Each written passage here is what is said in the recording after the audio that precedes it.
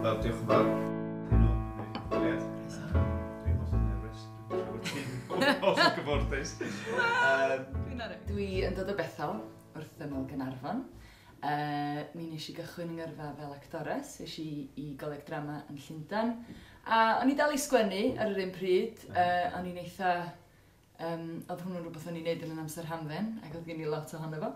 A wedyn yn slo bach, nes i ddechrau sgwennu yn broffesiynol, ac wedyn yn aradeg nes i sylwi ma sgwennu dwi fod wedi wneud ar hyd y blynyddoedd mewn gyd.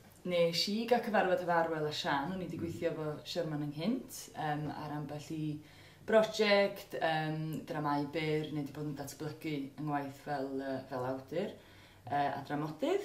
Ac wedyn, nath nhw ofyn i fi feddwl am y posibilrwydd o sgwennu rhywbeth verbatim neu gair am air.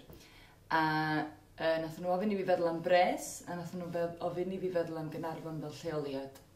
Dyn nes i ffwrdd, a nes i feddwl, a dyn yn aradeg, dyma ni rwan jyst i 2 flynedd yn ddiweddarach, hefo sgint. Meddwl ddynas di newid.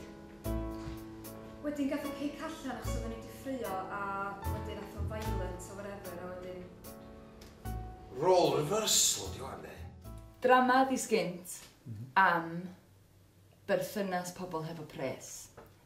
Bob math o wahanol bobl, o gwahanol garfanna mewn cymdeithas, ond ie, y cyd-destun drwyddo fo ydy perthynas nhw hefo pres.